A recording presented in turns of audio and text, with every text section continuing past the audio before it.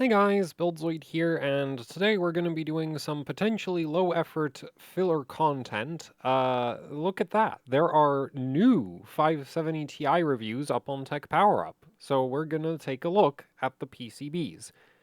The reason I don't expect this to be particularly exciting is I'm assuming these are all actually just RTX 580 PCBs, but we shall see.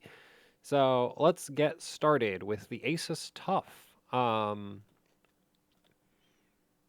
Oh, this is not an RTX 55080 PCB. Or if it is, it's fully populated. But actually, I don't think this is a 5080 PCB. Or if it is a 5080 PCB, it's like a... Well, I don't... Is there a 580 TUF? I mean, 5080 TUF? There's probably a 5080 TUF. So it might be a 5080 PCB. But it's not the same one that we saw for the Astral. So yeah, it's significantly cut down from that. Man, I love it when you can just see all the via stitching of the power planes, right? Because you have to think about it like you obviously have the voltage regulator over here, but all of the power from the voltage regulator needs to get over to the GPU core, and we have like a bunch of stuff on the top layer here. So all of these vias are just stitching that into a very thick internal copper layer, or probably multiple layers. I don't know how many layers this PCB has, but yeah, I just find that kind of cool to look at. I'm imagining we probably have voltage labels on this. Okay, we've got 1.2 volts, GPU M. I believe that's MSVDD. This is one thing that's been bugging me with the 50 series is that it looks like they've split up the the core power delivery again. But because I don't have any cards, I don't know how exactly the split is done. Especially for like the RTX 5090. This is one thing. That's like the reason I haven't done 5090 breakdowns is I have no idea how the power distribution for the core works. Like there's a vCore rail, but then there's like I think there's like an MSVDD rail, and I don't know how big it is, and I don't know where it is on most cards. Um, so yeah, and I mean it's a little nitpicky detail, but I do like I care about those kinds of details. So yeah. Anyway, but so we have one part labeled of it. I don't believe it's just because this is just two power stages. Yeah, this is just two power stages up here. I think it's like MSVDD, also MSVDD memory maybe. And wait, let's see if we have more information. Oh no, this says it's all. That doesn't make sense. Three. Okay, wait a minute. On the back we can see. Okay, so this right here, this is clearly memory. This is typical of a lot of NVIDIA GPUs, is that you have a memory power just polygon on the top layer that just covers everything on the back. So we can clearly see, okay, this is one memory, two memory, three memory. Okay. But over here we have... Why is this a 560 when that's a 330? These look like they're both connected to the same thing. So I guess they just needed a little extra capacitance or something. That's funky. That's really funky.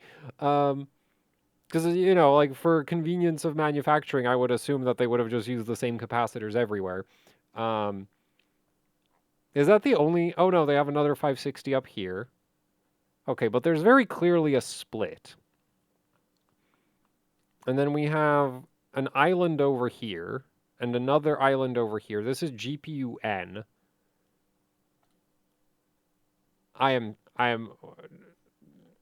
We have 12 volts, 3.3 MEM, 3.3 sequencing, PEX, 5 volts, 1.2 volts, 3.3, 1.8. Huh. So I guess GPU N is vCore, and this over here is tied into this, maybe? I don't know. This is why I don't have RTX 5090 PCB breakdowns. Oh boy. But yeah, so that's funky. Also, it looks like, yeah, it looks like we can kind of see the back drilling for the memory traces for the memory, because GDDR7 is very high speed, and so drilling out the excess length in the vias should help with signal integrity. I do like the fact that we have like bulk capacitors just like scattered around the memory power plane, closer to the memory chips, not just at the voltage regulator. That's generally a good thing for memory power delivery. So as usual, I do like what Asus has done with this PCB. Now, of course, this is an NVIDIA card, and also an Asus card, so you don't get any fuses. You get our 2 shunt resistors wired in parallel for the 12-volt high power connector. That's funky. So there's the label for the 1.8 volt rail is like all the way down here, but the voltage regulator for it is going to be one of these 3 up here. This over here really looks like 5 volts. Yeah, so, okay, this does, okay, so on one hand, I do appreciate the fact that we have all these voltage, voltage labels on the card, but, yeah, there's, like, no indication of what goes where, actually. Actually, wait, it just occurred to me, it might be possible to figure out the MSVDD thing by looking at the power state. No. Not really. I mean, we have PGL17, PGL19. Then we have 1, 7, 2, 8, 3. I guess it's because of the grouping, because I'm assuming like this power stage and this power stage are on the same PWM line, probably. So that could make sense. So, okay, so we've got 1, then we get the split over here, 18, 20. Okay, so let's go over to the other side. Here we have 11, 5, and 10 in a group, and then we have 6 and 12 in a group. So I'm going to assume these 2, these 3, and this main block over here are all together V-core. And then these 2 down here and these 2 down here is MSVDD, and then we have the, so like 4, I'm not going to go say 4-phase MSVDD because I don't know if the PWM signals are actually split up like that. Not that it really matters that much, but I don't like calling 2 power stages sharing a PWM line separate phases because they're locked in phase with each other. Because they're sharing a PWM line, right? So they can't be out of phase. Anyway, so it does look like, you know, we've got 4 power stages MSVDD, then 1, 2, 3, 4, 5, 6, 7, plus 3, plus 2, which makes sense. You would expect it to be a multiple of 2 or a multiple of 3. You can have 3 power stages on one PWM line. Nothing stopping you from doing that, but it would be very, well, it's actually, some NVIDIA cards do have voltage regulators where you'll have like some power stages in groups of 2 and some power stages like as 1 alone. I am not a fan. I think that's super weird, but yeah, it is technically doable, but I don't think Asus is doing that here. So this looks like we've got 7, 3, and then 2, so 12 power stage V-core, 4 power stage MSVDD, 3 power stage memory, and does that line up? Yeah, so Tech Power Up says 16 for the core, which makes sense, because MSVDD is also going to the core. I don't even know if it's definitely called MSVDD, that's just what it was called on the 30 series, so I'm assuming it's just back to being MSVDD. Which the MS stands for miscellaneous, so, you know, good enough, I guess. Anyway, we've got SIC 658As. I bet we can't get a datasheet for those, can we? Oh, wait, can we? Do we? Oh, we get a datasheet. Thank you, Vishay. Very cool. And we get efficiency curves. These are... yeah, these are not great. Wait, what is this at? Oh, this is at 1 volt. Okay, so that kind of makes sense. Because usually at very low voltages, the efficiency gets worse. In terms of power losses, 500 kilohertz, and then we have 1 megahertz, 800 kilohertz. This is still not great. Like 2 watts, it hits 2 watts. It goes over 2 watts already at 20 amps. It's like 2.5 at 20 amps. That's kind of awful. I wonder if Vishay just has like a way more less forgiving rating system than some of the other power stage manufacturers. because I'm used to like high-end parts, and these are relatively high-end. Like this is a 60 amp part nominally, so yeah, like 50 amps continuous, 80 amps peak.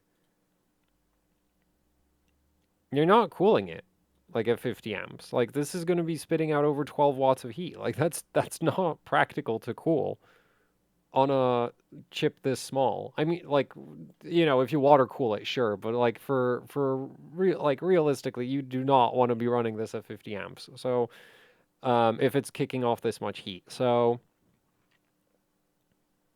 and it's only the power stage losses. Okay, so these, yeah, I'm like, I would expect something like this to be like 2 watts at 20 amps, not, there's 2.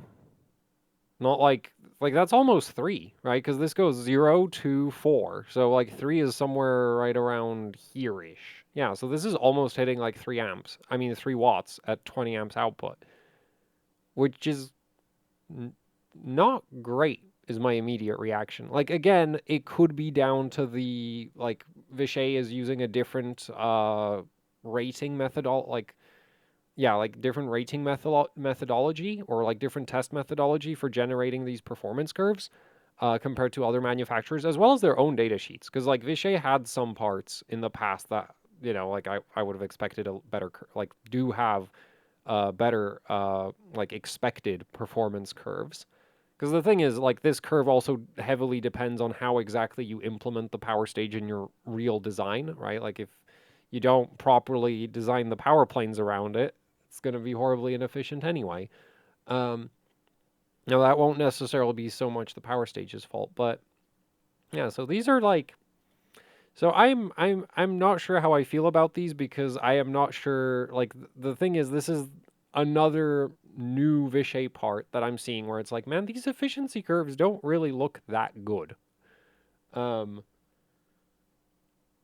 Compared to like International Rectifier, Renaissance, and like a whole bunch of like Fairchild, yeah, like on semiconductor parts that I've seen, like this doesn't look great.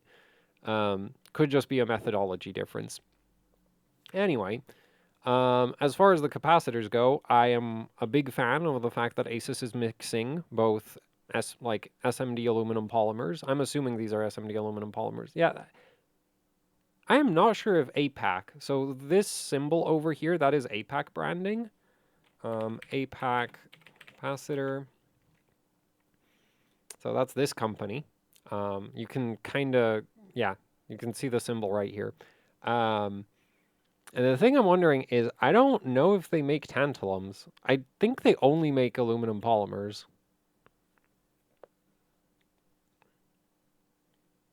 Radial surface mount. Wait, nope. Yes. Okay, so these are aluminum polymers. Yeah, they're not tantalums. Though we do have some tantalums on this card. That right there, that is almost certainly a pause cap from Panasonic, I think. Actually, I'm not sure. But yeah, I would assume that's a pause cap from Panasonic. And this is probably on 5 volts. Yeah, this looks like it's probably on 5 volts. Anyway, and then we have this looks like SP caps for the input filtering over here, which I'm assuming they're doing it for like heatsink clearance reasons over here, but from like a power delivery perspective, using SMD aluminum polymers for your input filtering, in my opinion, doesn't really uh there's not really any point in that. Like the SMD aluminum polymers are perfectly acceptable. I mean, the through-hole aluminum polymers with the SMT adapters work just fine for that. Um, so yeah. And I do like what Asus is doing with the power delivery here. Like, there's a lot of capacitance, and they're mixing both like SMD aluminum polymers as well as the radial ones, right? That's what they referred to it as. Um,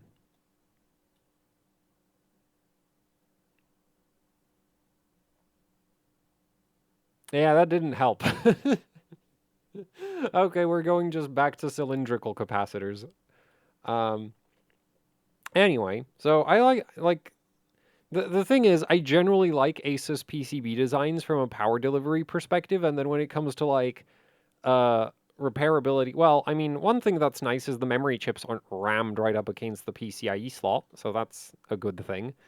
But then it's like Asus doesn't put fuses on their GPUs. That's just not a thing that they do. And you know, but it's an Nvidia card, so with that stupid power connector, what do you expect? But like they don't even have one on the PCIe slot, which some of the other board partners do. You know, they at least try to make things less likely to burn.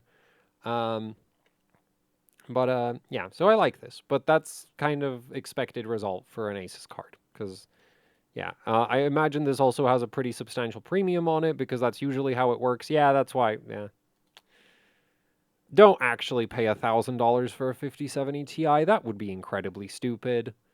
But like, I do like what Asus did with the PCB. It's not like they put $250 worth of extra parts on here, but it's not like they're not cutting any corners. But they're also like there is a big fat like profit margin in that MSRP on this. I don't know if that's the MSRP, but at $1,000, that there should be a pretty substantial profit margin on this card. Like some more power stages and extra capacitors, like that does add cost, but not that much cost. Now this, yeah, this is an RTX 5080 PCB. Yeah, this is exactly it. So, um, so anyway, so Asus, I like the Asus card. Maybe, well, actually, considering the lack of fuses, these power stages from monolithic power systems are probably a like a better thing. Let's see. Oh, these are not. These don't come up yet. Well, that's really actually I don't know. These might be like yeah, these might not come up ever. That's unfortunate. Um, but I would imagine these are like smart power. These should be smart power stages from monolithic power systems. So I assume that they have like the built-in short circuit protection, which sometimes works. Um, where if the power stage fails, instead of like destroying everything, the card does try to like minimize the damage to some extent. Um, anyway, so oh, we have underfill on the memory chips near the PCIe slot, so that when the PCB bends, the memory chips are less likely to break the solder balls.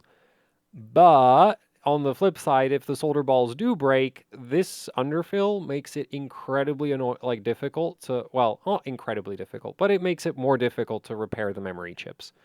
Um, so it's kind of like on one hand, it should make it less likely for the memory chips to break. On the other hand, if they do break, your life is now more difficult. Um, so yeah. And the thing I wanted to check is, did they put a fuse? Oh, I can already see it. Yep, they did put a fuse. I have a little 12 amp fuse on the PCIe slot. Fortunately, there's nothing on the 12 volt high power connector because you just can't do anything with that connector. Um, I definitely prefer the power filtering and the power delivery on that Asus card compared to this. I don't think it'll make like a significant, like, yeah, I wouldn't expect it to make much of a difference in terms of overclocking, but if I was going to take an 5070 Ti on liquid nitrogen, I would probably go with the Asus card. But for day-to-day use, absolutely makes no difference. It just doesn't matter. Um, so, wait, what? Vanguard Gaming Trio. Oh, so the Gaming Trio is now the like cheaper option. I am confused. It looks the same. What are they doing? No, go. It's not what I wanted.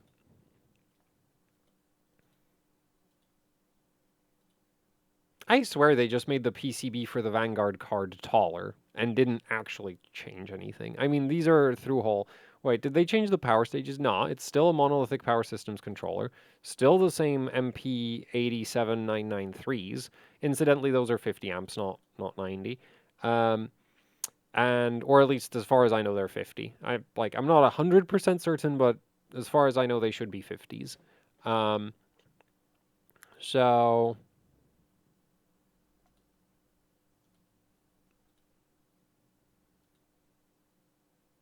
I am very confused. Okay, wait. So this is 15 power stages. This is also 15 power stages. I am even more confused. Why do they have two of these? Like, on what planet does it make sense? Like, how does it make sense to make two almost the same PCBs, but they're not the same? Like, these are very clearly different PCBs, but why? Like, if you see, like, some of the more, like, budget-focused manufacturers, you'll see PCBs where they're, like, multi-purposed, where you get, like, footprints for... Man, I never actually saw the RGB pictures of this card. That looks kind of cool. But anyway, but you'll see like multi-purpose PCBs like this one, right? Where you can clearly see we have the padding for like SMT inductors, and on the back we also have the holes for through-hole inductors. And so in this configuration, like on this card, they're using through-hole inductors, right? But if they wanted to, they could have used surface mount inductors as well, because they have the padding for that.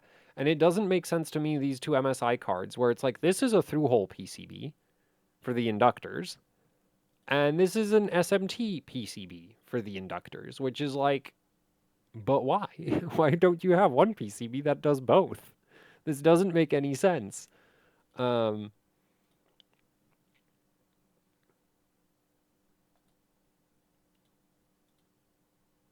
like it actually just doesn't make any sense to me why you would do that this way. But okay, well, so they have two PCBs. And they both have the same power stages and the same quantity with like the same capacitors, just yeah. Same capacitors. Actually, there's one extra input. Wait, is there even one extra input filtering?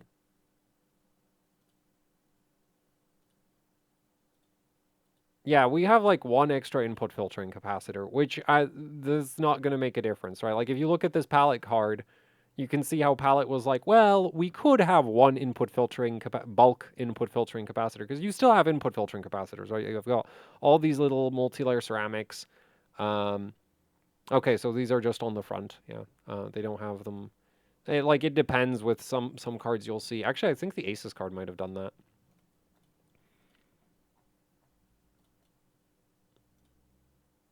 Where yeah, so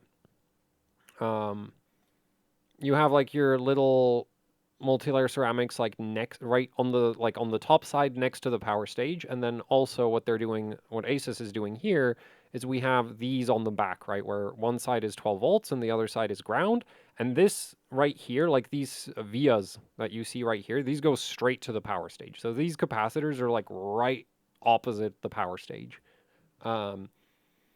So yeah, input filtering for the power stages. Those are optional, as you can probably tell from the fact that like Palit doesn't bother with them, MSI doesn't bother with them, and it also somewhat depends on the power stage. Like some power stage manufacturers might recommend that you do have them on the back like that, and some power stage manufacturers will be like, it doesn't matter. I'm not sure how much impact that has in the real world.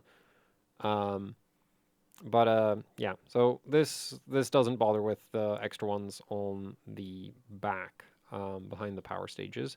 But also like the bulk capacitors, right? So the through-hole ones, like Palit is like, yeah, we're just gonna leave out every other one. So, and this is still a functional GPU. So like evidently MSI is being extra with the fact that they literally have one bulk capacitor per power stage. Anyway, so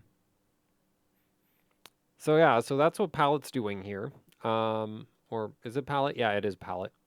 The thing is, I was like, is it PNY or Palit? Because they usually use the same PCBs, or Gainward also uses the same PCBs. Like, there's a whole bunch of brands that all use like the same PCBs. So when looking at some of them, it's like I've forgotten who made this because it could be like one of three different brands. Actually, they were probably all made at the same factory, so it wouldn't even be like I forgot who made this, but I forgot who put their sticker on it. Um, but anyway, so oh, this is a 17 power stage setup. Now that is a hell of a lot of power stages, but in terms of like the actual like filtering, even on the output, I'm not really that impressed. Um,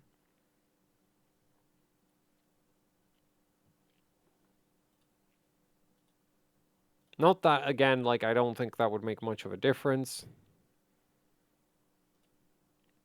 I am really not a fan of the fact that they're just like shoving the memory chips right against like I mean, it could be worse. They could be even lower. Um, but I do like the fact that like Asus, because this is a tall PCB. And so it's like, you could have. I mean, I guess they have the RGB controller over here. Well, MSI, okay. Well, okay. This is nah. No, MSI could have, if they wanted to, they could have moved like the GPU and the memory chips up and away from the PCIe slot, like what Asus is doing. I mean, Palit probably could have done that too, because yeah, it's not like they have much on the back of the board in this area, um, or even in. Well, this is a really stubby PCB, right? Like it's really really short. So this one's like one of the more compact ones. And this one just has a whole bunch of empty space, and your memory chips are still rammed right up against the PCIe slot. So that's not usually a big deal, but like that is one of the of the two things that typically will kill a GPU. It's like power delivery failures, and then memory chips near the PCIe slot getting their solder balls cracked. Um, so yeah, those are like the two things that tend to kill a lot of GPUs. Um, Oh, and then there's obviously like the PCB cracking from the weight of the heatsink when installed in a case, but that usually like also takes out the memory chips. So um, I kind of feel like that's like the more extreme version of the solder balls under the memory chips cracked. It's like oh, and the PCB did too.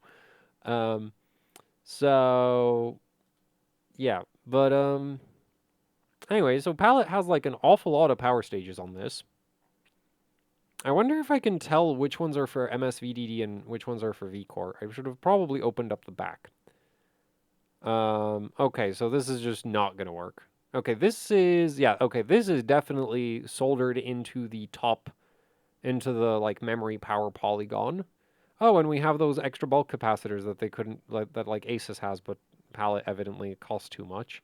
Okay, this one's also memory power.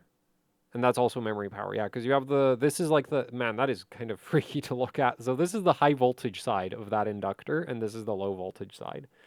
Um, that's funky. Anyway, so these are evidently core power delivery of some kind, because they're not joining the memory plane. And then over here, okay, I can't tell.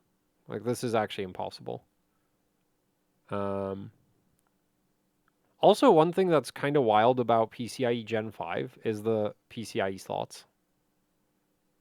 Like, for comparison, I'm going to pull up a Gen 4 card. So, I don't know, like a 4090 or something.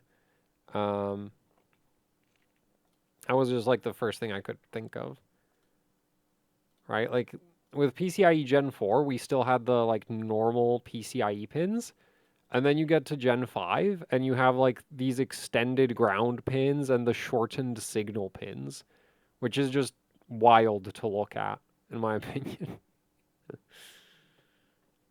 So, yeah. Evidently, getting PCIe Gen 5 speeds through a connector is a pain. So, that's why even the freaking gold fingers are all fancy now. Um,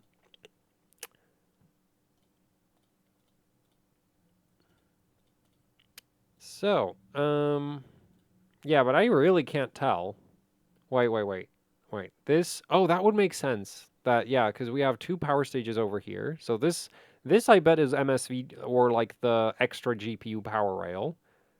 And it kind of looks like there's a split in the power plane right here. And that would line up with the way Asus has it, right? Where they have bottom two, top two. And then on this side, they have all vCore and memory, and then like main vCore in between the two. So it would make a lot of sense to me if Palit was doing the same thing, where it's like the bottom two. And the reason I say that would make a lot of sense is like there's like a standardized section of the board from NVIDIA, which will cover like the memory chips and the core. And so when you're like trying to connect your big power planes to the core itself is like pinned out to bias towards a certain side for certain things. So I would assume that there's probably like a bunch of like pads on the core BGA on the like the core substrate that are like over here or over here-ish, like somewhere in this top region, and towards this corner that are for this power rail. And then there's also that same set of balls down here for this power rail. So it makes sense that like basically every card would try to like have those where they are in like the same location. Actually, I wonder if if we can see a similar thing on the MSI boards. Um, oh yeah, there's a split right here. So we got our two secondary core power rail power stages down here. And then we have a oh, that looks like a split. That looks like a split. But then, like, even this... Oh, no, that was probably a... Yeah, that should be ground. So that should be a ground right there. And then we have, like, a little ground tab over here, and then this will be core voltage in this area. Yeah, that makes sense, because we've got a capacitor and then ground over there. Oh.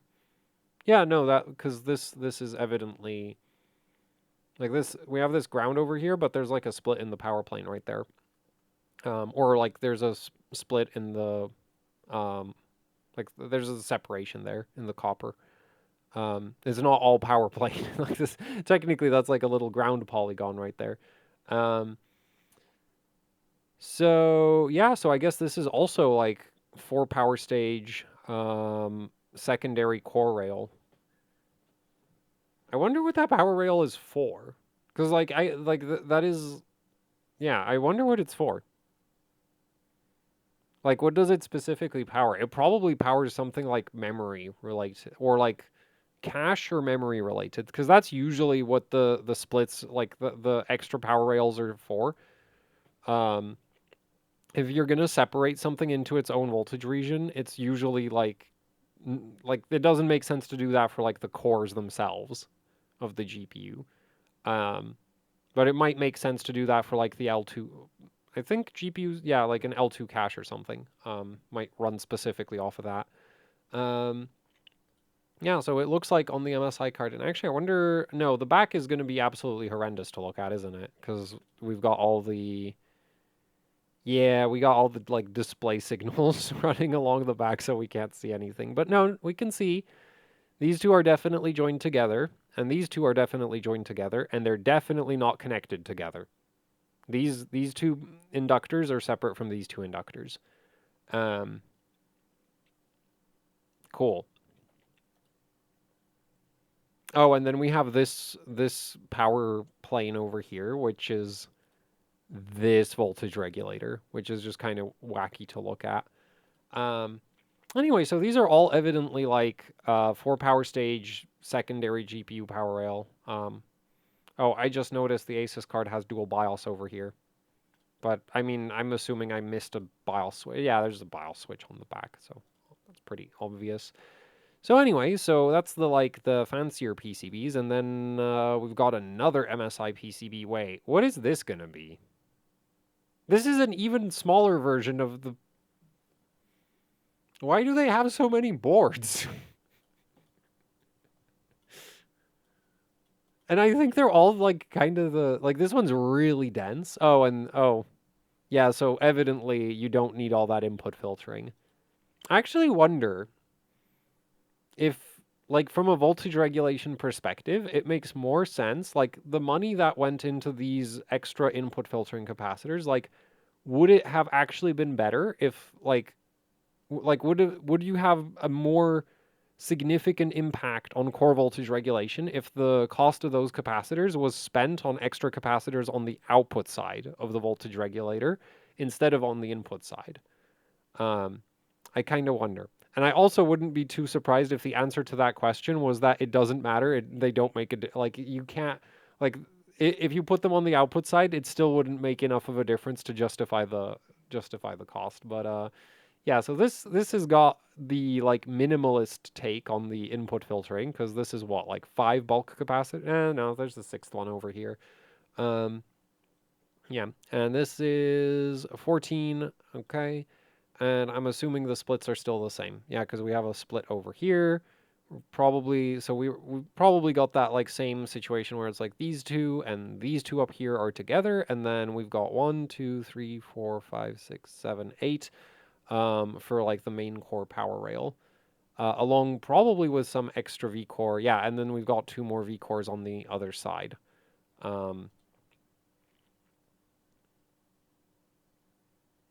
Actually, it might be pretty easy to see that, what I just said. Yeah, because we've got these two grouped together. This is not grouped. And this is funky. So you can see that this inductor leg is evidently not connected to whatever this power strip is. Where does that go? I want to know. What is that? Oh, it's... Wait. What? Is it that? That doesn't look substantial enough to power anything important.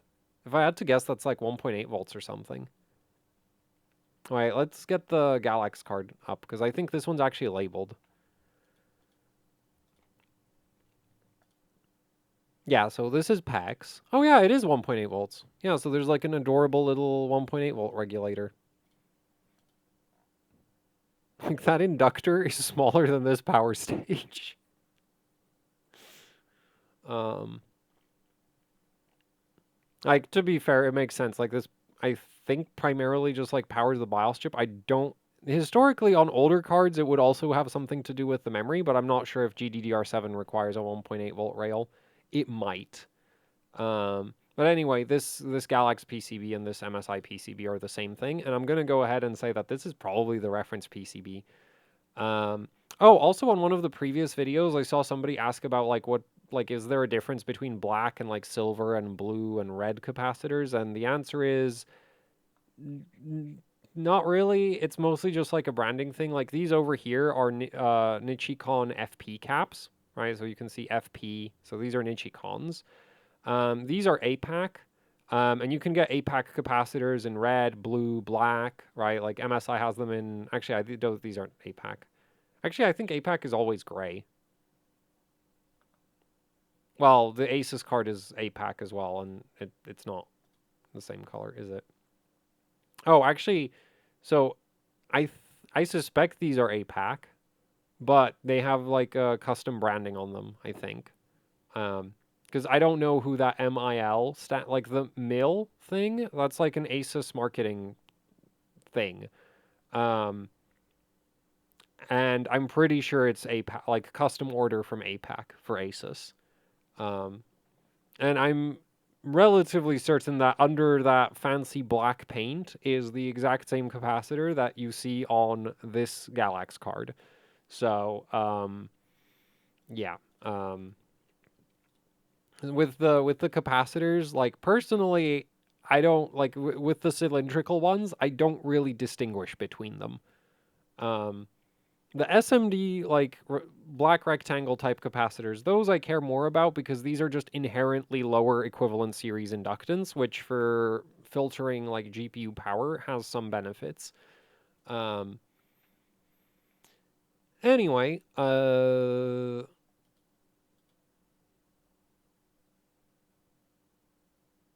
we have any more labels?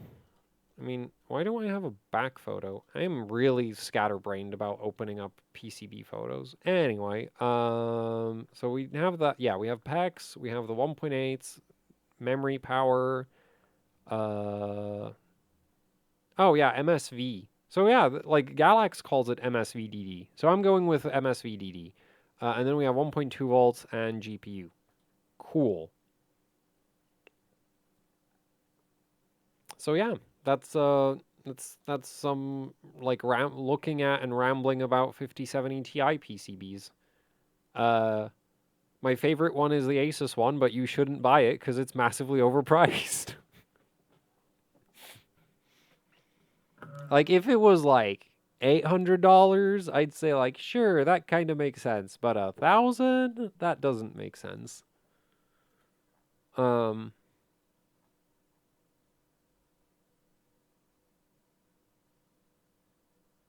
well, actually, I'm not sure. Like 1,000 definitely seems insane, and I am not convinced that this is gonna be. Yeah, I don't think this is like. Yeah, so I think like 800-ish would be a reasonable price for this PCB. Like the issue is like I don't know how much margin the board partners have at the 750 MSRP, right? Because like ultimately the board partners they have to buy the GPU and the memory chips from Nvidia. So if Nvidia is charging like I don't know $600 for the GPU and the memory, then it's like that doesn't really give you a lot of room to make anything good, or like to do anything fancy with the PCB.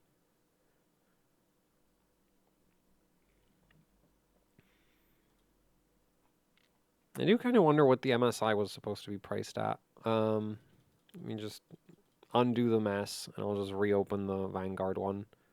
Also $1,000.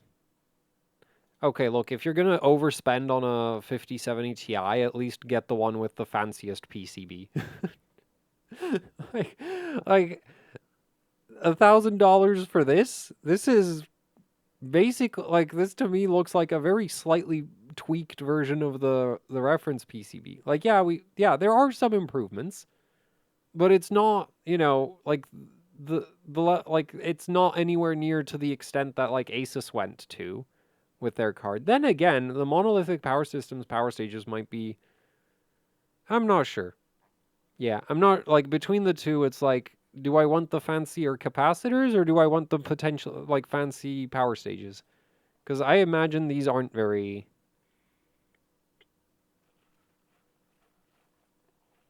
Under voltage. Wait, these have overcurrent protection. They might not blow up. High side. Hey, they have all the things. Okay, you know what? Screw it. Asus card best. Um, like yeah, I thought like oh if wait actually you know what? I'd love to read about this high side FET protection. So high side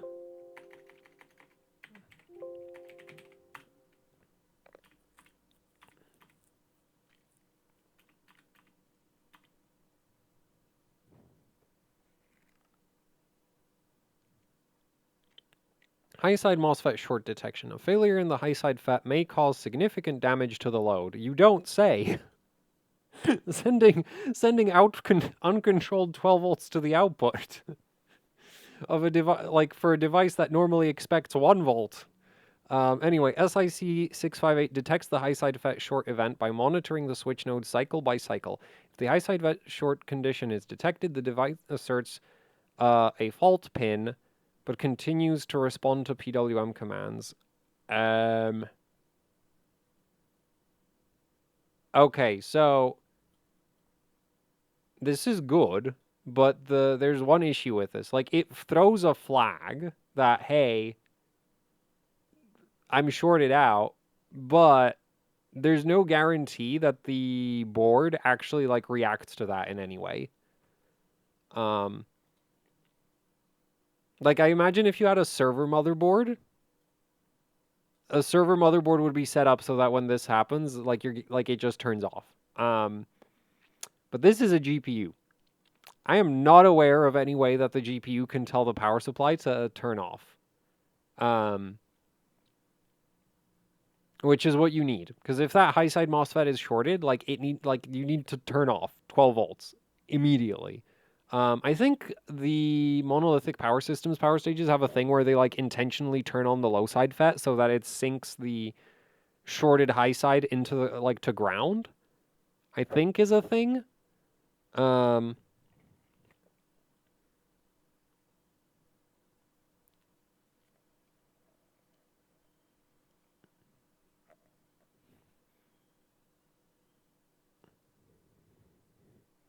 But yeah, like the issue is like you can have a built-in like short circuit detection, but like you need to actually do something with it being detected. And that's the thing that like annoys me with so many Nvidia cards is very often you'll have like built-in like monitoring and like safety features in the power stages and in the voltage controller, and they just won't be enabled in the actual implementation. They just won't.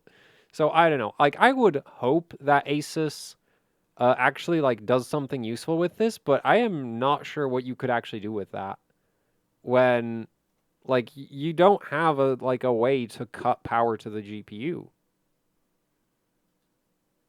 right? Like cuz like even if like, you know, so your MOSFET shorts out and then what? Like it's shorted out. Like you can't turn it off, like you can't turn the MOSFET off anymore.